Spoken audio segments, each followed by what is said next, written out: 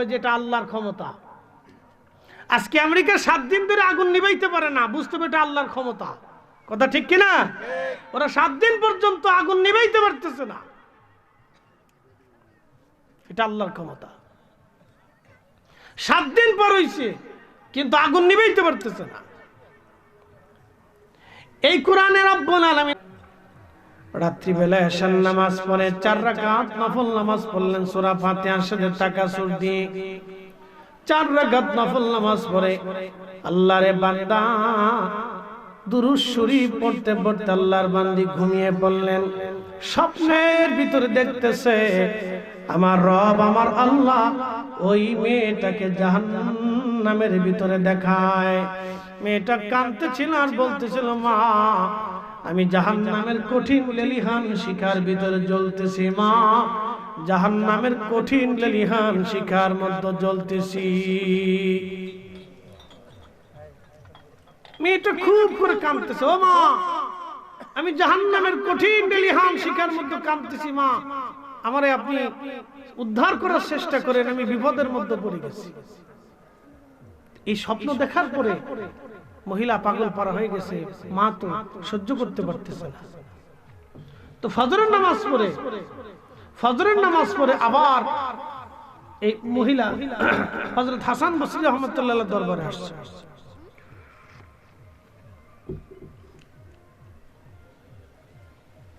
হাসান বসরি রাহমাতুল্লাহ আলাইহির দরবারে আইসে মহিলা বলতেছে, হুজুর আমি কালকে রাত্রে আপনার দেওয়া আমল অনুযায়ী আমল করছিলাম,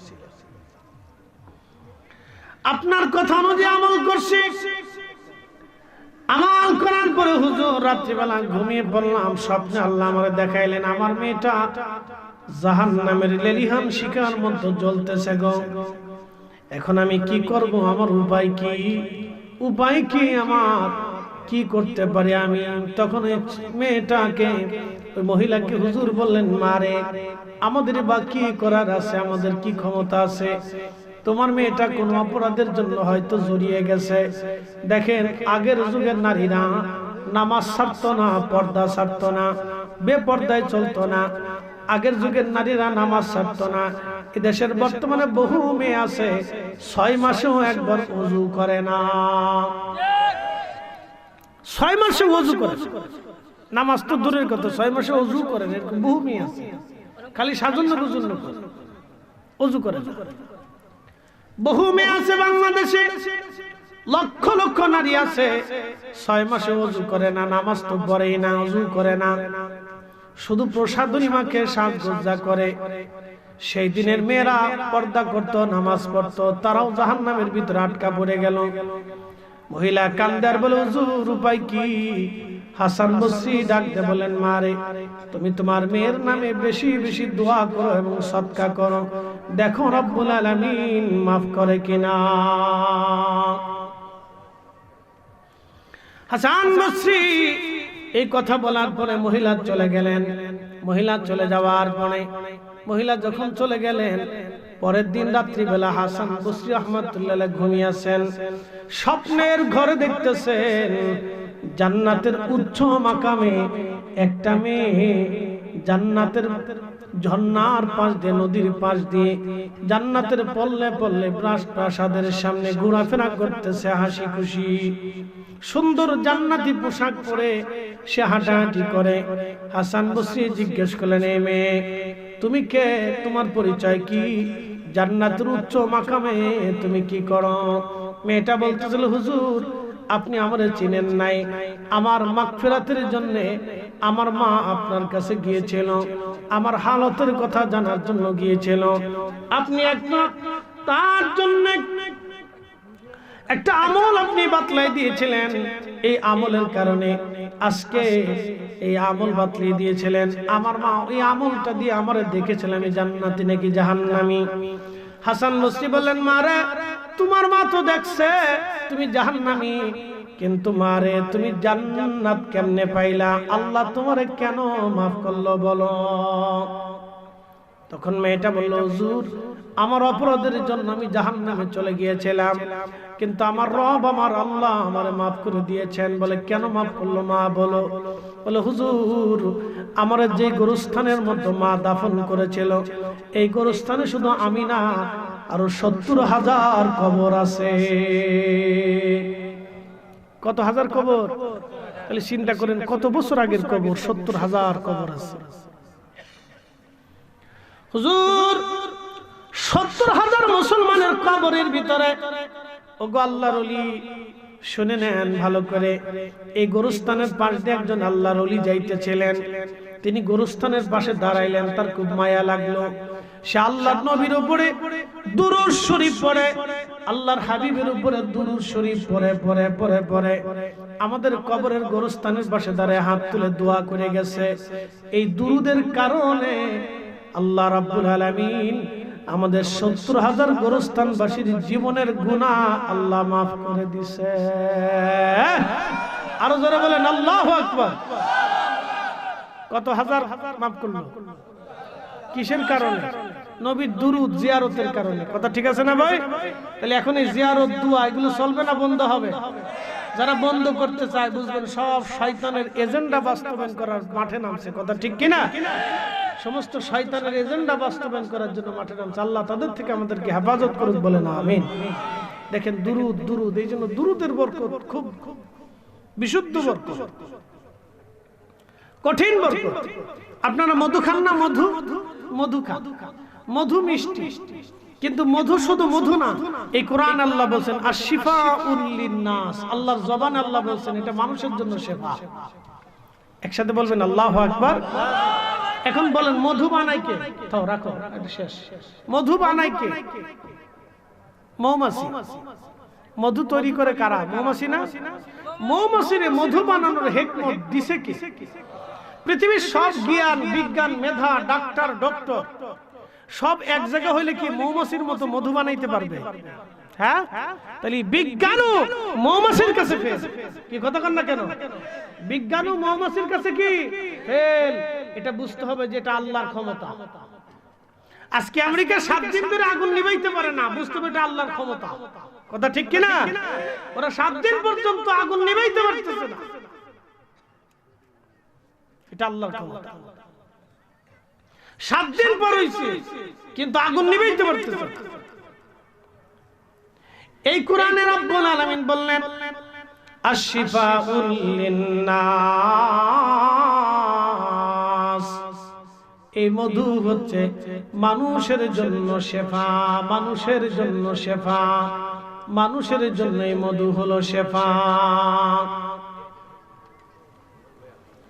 মানুষের জন্য এই মধু হলো শেফা। প্রিয় উপস্থিতি খুব মনোযোগ দিয়ে কথাগুলি শুনবেন। আহা এই মধু কেন মধু হয়? আল্লামা শেখ আব্দুল হক মুহাদ্দিস দেহলভী রাহমাতুল্লাহ আলাইহি মাদারিজুন নবুওয়াতের মধ্যে তিনি লেখছেন, মাদারিজুন নবুওয়াতের মধ্যে লেখলেন আল্লাহর নবী একদিন মৌমাছিদেরকে ডাকলেন, এ মৌমাছির দলেরা তোমরা একটু দাঁড়াও। মৌমাছির দলেরা দাঁড়াইলো। আল্লাহর নবী ডাক দেয়া বলেন, মৌমাছিরা তোমরা কেন কেমনে মধু বানাও দয়া করে বলো। মৌমাছিরা বলো, ইয়া রাসূলুল্লাহ ইয়া হাবিবাল্লাহ, আমরা বিভিন্ন ফুল থেকে পরাগ সংগ্রহ করি, বিভিন্ন ফুল থেকে আমরা রস সংগ্রহ করি, এই রসগুলি এনে আমরা চাকের মধ্যে জমা করি, বিভিন্ন জায়গা থেকে আমরা সুগার সংগ্রহ করি, মিষ্টি সংগ্রহ করি, এই মিষ্টিগুলি আমরা এই চাকের মধ্যে রাখি। চাকের মধ্যে রাখার পরে মধু হয় না। ইয়া রাসূলুল্লাহ আপনি নবীর দুরূদ শরীফ আমরা ঘুরে ঘুরে পড়তে থাকি, আপনি নবীর দুরূদের কারণে মধু মধু হয়ে যায়। আর এটা শিফাউল লিন-নাস, মানুষের জন্য এই মধু শিফা হয়ে যায়, ওষুধ হয়ে যায়। একবার জোরে বলা যাবে কি আল্লাহু আকবার। আপনি একটু চিন্তা করেন রাসূলের দুরূদের বরকত কত। আর এই দুরূদ জমিন থেকে উঠাই দেওয়ার জন্য আপ্রাণ প্রচেষ্টা চলতেছে, আপ্রাণ প্রচেষ্টা। বন্ধ করে দাও। আসলে বলেন মিলাদ বন্ধ করার দরকার না সুদ বন্ধ করার দরকার? কিন্তু সুদ বন্ধ করতে পারে না, মিলাদ বন্ধ করার জন্য উঠে পড়ে লাগছে। কথা কন না ঠিক কিনা? সুদ বন্ধ করতে পারে কিন্তু মিলাদ বন্ধ করার জন্য উঠে পড়ে লাগছে। শুনে যান, নবীর দুরূদ চলবে। কথা ঠিক আছে না ভাই? মিলাদে আমরা কি পড়ি? রাসূলের দুরূদ শরীফ পড়ি, দোয়া করি, এগুলো চলবে, চালাইতে হবে। না চালাইলে দেখেন হাসান বসরির জমানাতে এই মহিলার কবরের পাশে দাঁড়ায় একজন আল্লাহর ওলি গোরস্থানে দোয়া করলো, আর 70,000 গোরস্থানবাসীর জীবনের গুনাহকে আল্লাহ মাফ করে দিল। একসাথে বলবেন আল্লাহু আকবার। 70,000 গোরস্থানবাসীর জীবনের গুনাহ আল্লাহ মাফ করে দিয়েছে। একটা দুইটা না, 70,000 মাফ করছে। প্রিয় উপস্থিতি, আল্লাহ আমাদেরকে এগুলি বুঝার তৌফিক দিন। আপনারা বুঝবেন, সাবধান, ইমানকে মজবুত রাখবেন, শক্ত রাখবেন, এই বিশ্বাসের উপরে দায়েম এবং কায়েম থাকবেন, প্রতিষ্ঠিত থাকবেন। প্রিয় ভাই আমার, আমরা পৃথিবী থেকে কবরে চলে যাব। রাসূল করিমের দুরূদ আল্লাহ কিয়ামত পর্যন্ত চালাবে না, আবাদুন আবাদত চলতে থাকবে। আল্লাহ বলেন, ইন্নাল্লাহা মালাইকাতাহু ইউসাল্লুনা আলান নবী, নিশ্চয় আমি রব এবং ফেরেশতারা আমার নবীর উপরে দুরূদ পড়ে। আপনারা পড়েন আর না পড়েন তাতে আল্লাহ রাসূলের কিছু যায় আসে না। তবে মনে রাখবেন, আল্লাহ তার রাসূলের দুরূদ চালু করার জন্য আল্লাহ কি করছেন?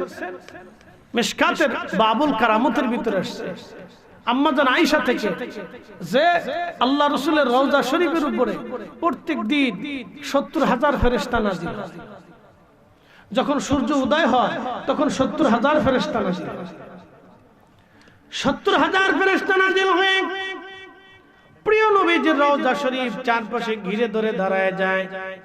ঘিরে ধরে দাঁড়ায়া নূরের পাখাগুলি বিস্তার করে দিয়ে রওজা শরীফকে ঢেকে ধরে দাঁড়ায়া দাঁড়ায়া তারা দুরূদ এবং সালাম ও তাসলিম তারা পাঠ করতে থাকে। একটা সেকেন্ডের জন্য বন্ধ হয় না।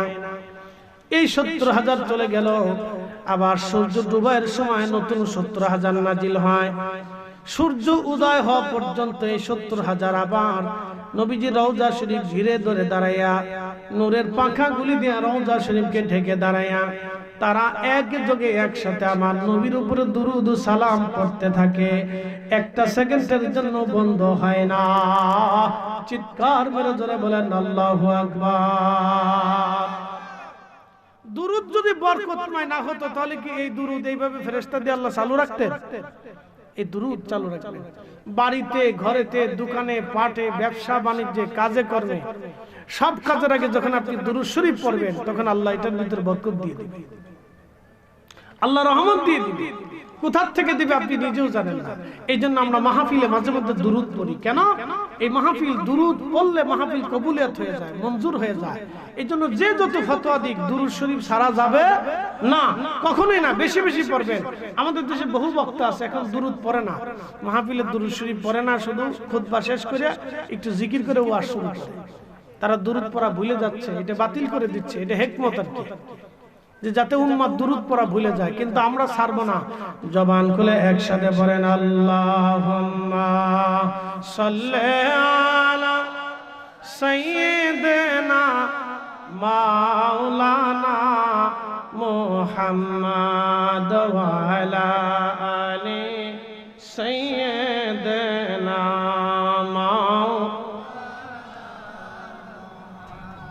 এ দুনিয়া এমনি থাকবে।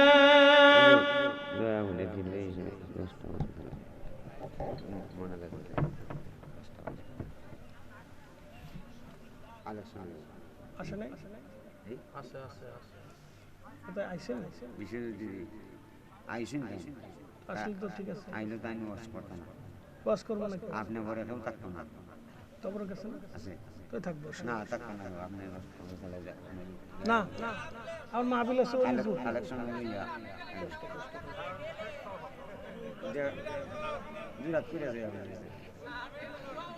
এই রাস্তা দেখছেন আপনি? এই রাস্তা আমার অলিপুর যাইতে কত সময় লাগবে বলেন তো? কি জানেন অবস্থাটা কি? চিন্তা করুন তো, কি কঠিন অবস্থা।